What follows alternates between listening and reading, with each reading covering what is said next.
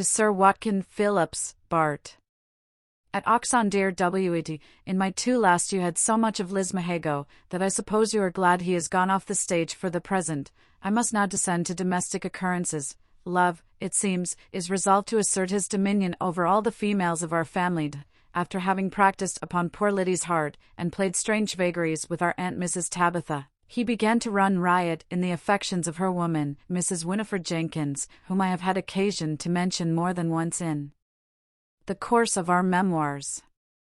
Nature intended Jenkins for something very different from the character of her mistress, yet custom and habit have effected a wonderful resemblance betwixt them in many particulars.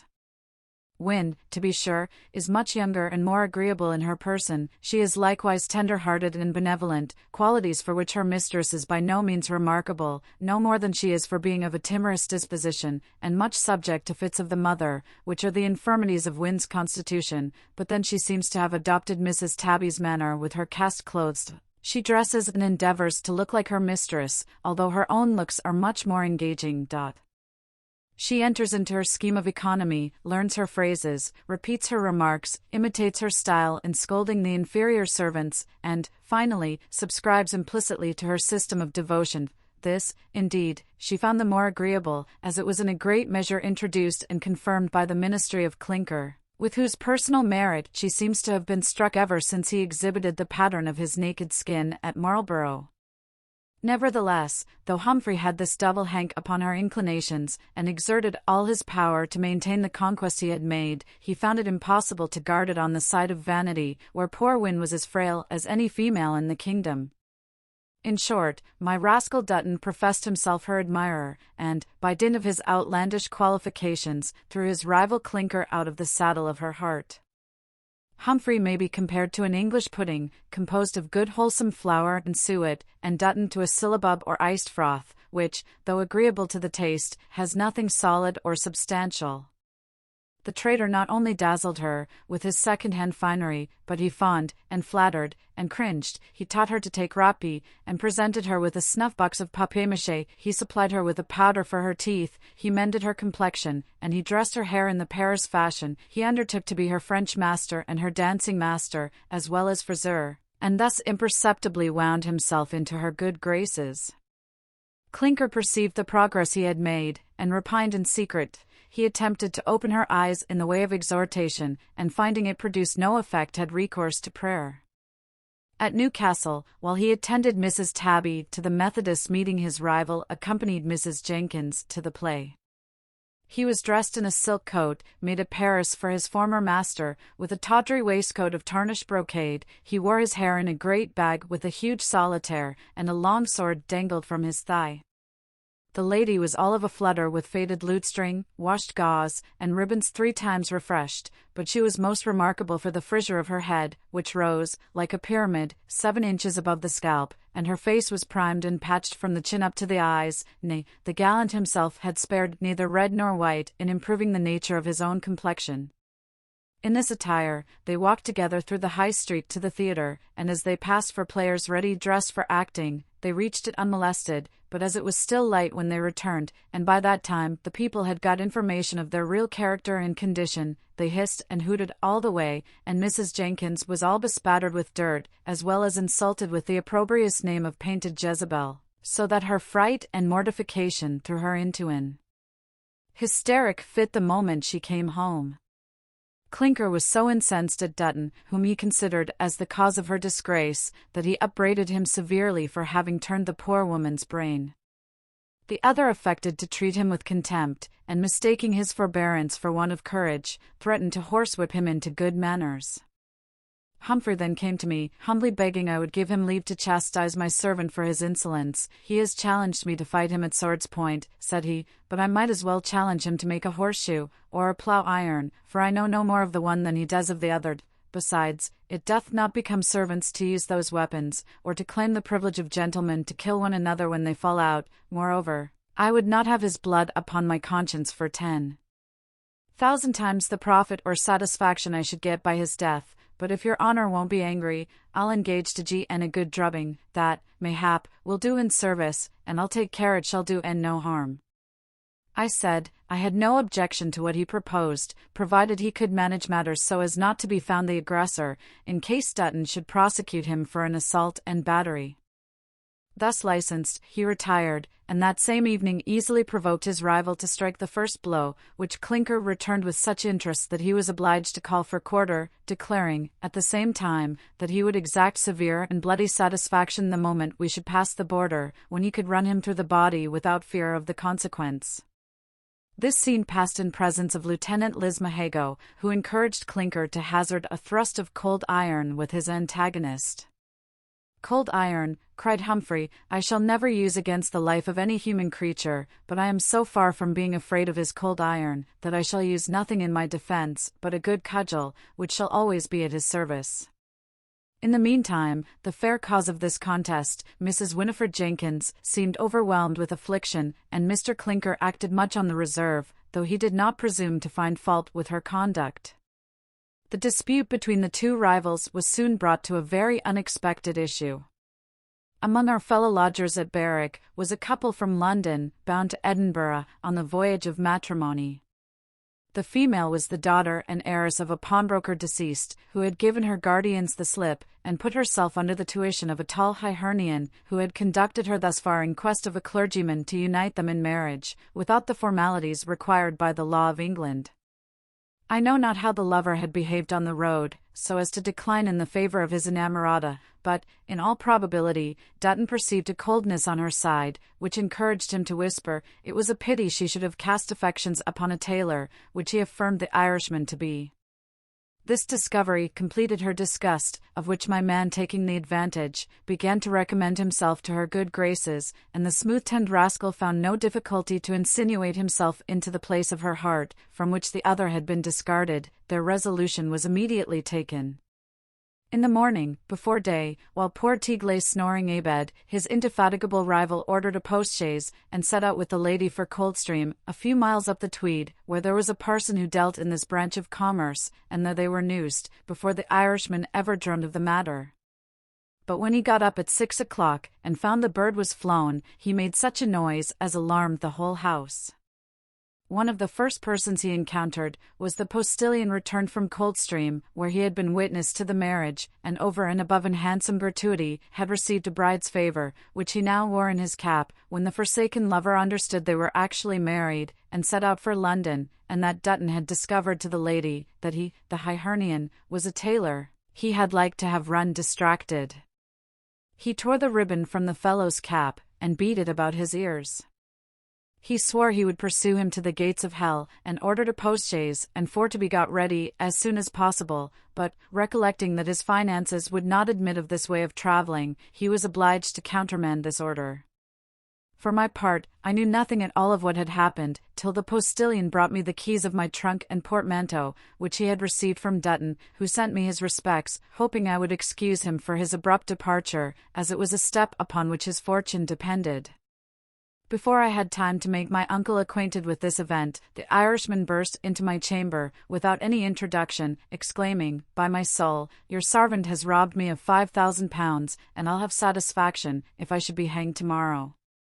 When I asked him who he was, "My name," said he, "is Master McLaughlin, but it should be Leland 1 for I am come from Tyrone the Great, and so I am as good a gentleman as any in Ireland, and that rogue, your sarvant, said I was a tailor, which was as big a lie as if he had called me the Pope. I'm a man of fortune, and have spent all I had, and so being in distress, Mr. Cosgrave, the fashioner in Suffolk Street, took me out, and made me his own private secretary. By the same token, I was the last he bailed, for his friends obliged him to tie himself up, that he would bail no more above £10, for why, Beckus is how, he could not refuse any body that asked, and therefore in time would have robbed himself of his whole fortune, and, if he had lived long at that rate, must have died bankrupt very soon, and so I made my addresses to Miss Skinner, a young lady of £5,000 fortune, who agreed to take me for better nor worse, and, to be sure, this day would have put me in possession, if it had not been for that rogue, your sarvant, who came like a thief, and stole away my property,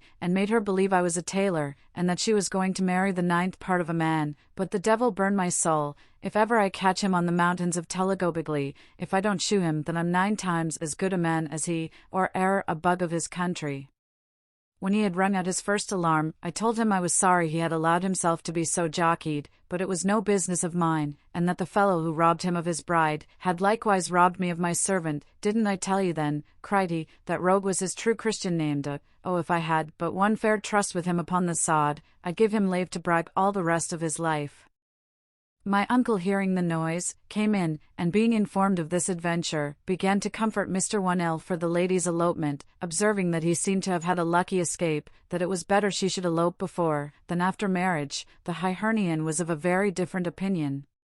He said, if he had been once married, she might have eloped as soon as she pleased. He would have taken care that she should not have carried her fortune along with her. Ah, said he, she's a Judas Iscariot, and has betrayed me with a kiss, and, like Judas, she carried the bag, and has not left me money enough to bear my expenses back to London, and so I'm come to this pass. And the rogue that was the occasion of it has left you without a servant. You may put me in his place, and by Jesus, it is the best thing you can do. I begged to be excused, declaring I could put up with any inconvenience, rather than treat as a footman the descendant of Tyr Owen the Great. I advised him to return to his friend, Mr. Cosgrave, and take his passage from Newcastle by sea, towards which I made him a small present, and he retired, seemingly resigned to his evil fortune. I have taken upon trial a Scotchman, called Archie Malpin, an old soldier, whose last master, a colonel, lately died at Berwick. The fellow is old and withered, but he has been recommended to me for his fidelity by Mrs. Humphreys, a very good sort of a woman, who keeps the inn at Tweedmouth, and is much respected by all the travellers on this road. Clinker, without doubt, thinks himself happy in the removal of a dangerous rival, and he is too good a Christian to repine at Dutton's success. Even Mrs. Jenkins will have reason to congratulate herself upon this event, when she coolly reflects upon the matter, for, howsoever she was forced from her poise for a season, by snares laid for her vanity, Humphrey is certainly the North Star to which the needle of her affection would have pointed at the long run. At present, the same vanity is exceedingly mortified, upon finding herself abandoned by her new admirer, in favour of another inamorata. She received the news with a violent burst of laughter, which soon brought on a fit of crying, and this gave the finishing blow to the patience of her mistress, which had held out beyond all expectation. She now opened all those floodgates of reprehension, which had been shut so long. She not only reproached her with her levity and indiscretion, but attacked her on the score of religion, declaring roundly that she was in a state of apostasy and reprobation, and finally, threatened to send her packing at this extremity of the kingdom. All the family interceded for poor Winifred, not even excepting her slighted swain, Mr. Clinker, who, on his knees, implored and obtained her pardon. There was, however, another consideration that gave Mrs. Tabitha some disturbance. At Newcastle, the servants had been informed by some wag that there was nothing to eat in Scotland but oatmeal and sheep's heads, and Lieutenant Lismahago being consulted, what he said served rather to confirm than to refute the report. Our aunt, being apprised of this circumstance, very gravely advised her brother to provide a sumpter horse with store of hams, tongues, bread, biscuit, and other articles for our subsistence, in the course of our peregrination, and Mr. Bramble as gravely replied that he would take the hint into consideration, but, finding no such provision was made, she now revived the proposal, observing that there was a tolerable market at Berwick, where we might be supplied, and that my man's horse would serve as a beast of burthen. The squire, shrugging his shoulders, eyed her askance with a look of ineffable contempt, and, after some pause, "Sister," said he, "I can hardly persuade myself you are serious." She was so little acquainted with the geography of the island that she imagined we could not go to Scotland but by sea, and, after we had passed through the town of Berwick, when he told her we were upon Scottish ground, she could hardly believe the assertion. If the truth must be told, the South Britons in general are woefully ignorant in this particular. What, between want of curiosity and traditional sarcasms, the effect of ancient animosity, the people at the other end of the island know as little of Scotland as of Japan. If I had never been in Wales, I should have been more struck with the manifest difference in appearance betwixt the peasants and commonalty on different sides of the Tweed. The boors of Northumberland are lusty fellows, fresh-complexioned, cleanly, and well-clothed, but the labourers in Scotland are generally lank, lean, hard-featured, sallow, soiled, and shabby, and their little pinched blue caps have a beggarly effect. The cattle are much in the same style, with their drivers, meagre, stunted, and ill equipment. When I talked to my uncle on this subject, he said, though all the Scottish hinds would not bear to be compared with those of the rich counties of South Britain, they would stand very well in competition with the peasants of France, Italy, and Savoy, not to mention the mountaineers of Wales, and the Redshanks of Ireland.